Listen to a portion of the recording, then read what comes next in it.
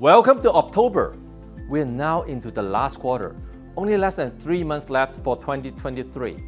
What are we expecting to see in the Toronto real estate market? I'm going to break things down for you in 4 different market segments: assignment, resale, pre-construction, and rental markets.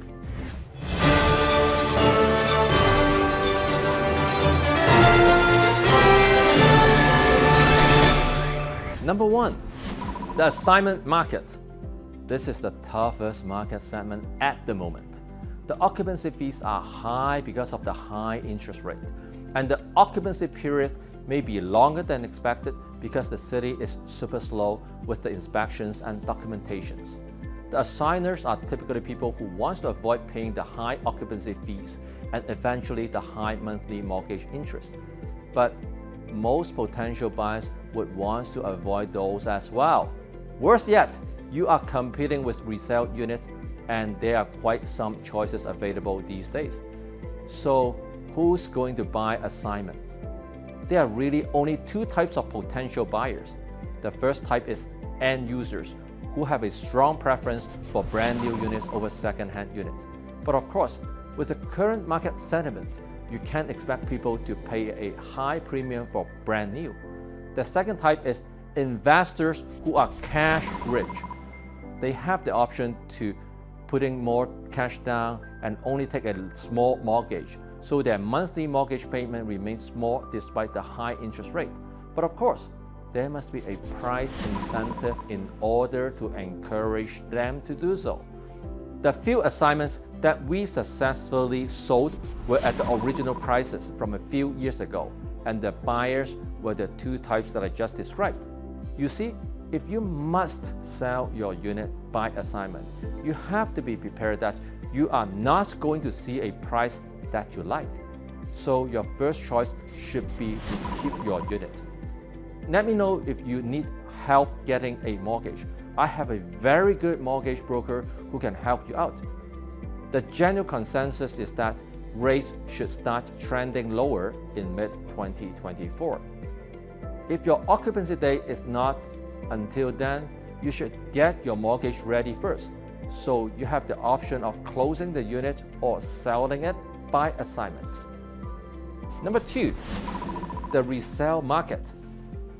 The September market is traditionally a hot market in Toronto, but this year, no surprise, the September market was ice cold. Sales activities were 12.3% down from August. In terms of prices though, the numbers are interesting. In the 905 area, average prices were slightly trending lower. Detached houses down 1.35%. Townhouses up 0.02%. Condos down 0.85%. In the 416 area, average prices were actually up, especially for detached homes. Detached houses up 5.43%. Townhouses up 2.19%. Condos up 1.04%. How could prices go up when the interest in buying was so low? Here's the thing, the active buyer pool is small right now, and there are many things to choose from.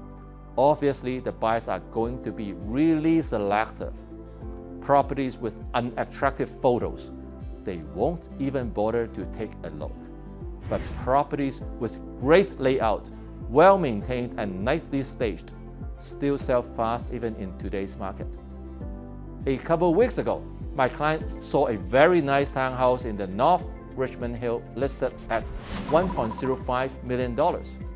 It was set up for offer presentation, meaning that was purposely listed below market price to attract a bidding war.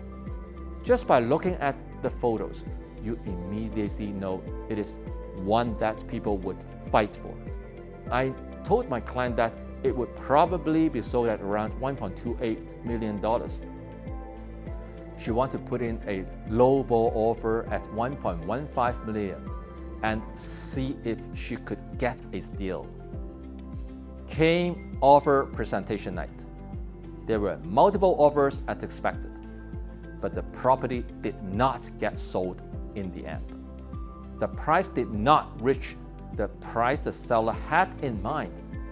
In the end, it took 8 days and the property was sold at $1.3 million. I'm sharing this example because I think it is very representative of the current market. It used to take only 1 day to sell a great property, and there would be fierce bidding wars. Now bidding wars may not always work, and it may take a week instead of a day to sell a great property. You see, the majority of buyers are targeting the top 10 to 20% of great properties. So the prices for those properties still remain resilient.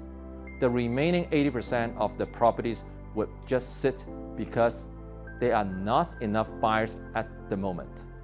This is the reason why prices went slightly up even though the number of transactions dropped more than 10%. The majority of successful transactions are on high-quality properties. So if you really want to sell your property, you want to make sure that it is the top 20%.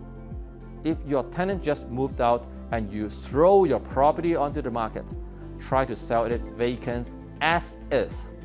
You are very unlikely to be successful unless you are giving an attractive price incentive. Number 3, the pre-construction market.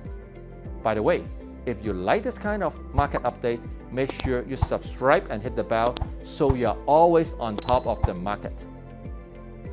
The people who are buying pre-construction nowadays are the ones who believe in the long-term outlook of the market, and they want to avoid taking out a mortgage right now at the high interest rate. Again, the buyer pool is small because most people are worried.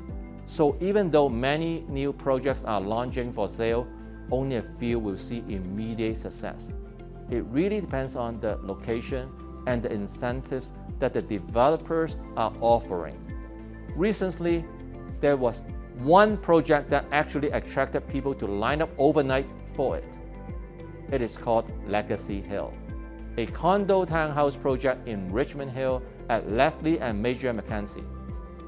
Would you pick a hot project like this, talk of the town, or would you rather pick a less popular one that you can get more incentives? In any case, don't forget, a reputable developer is the #1 requirement. Number 4, the rental market. The rental market has been very competitive with expensive rents throughout this year, especially during the summer. Now that we are getting into October, the rental market is starting to slow down, and things will really quiet down in December and starts to pick up again mid to late January.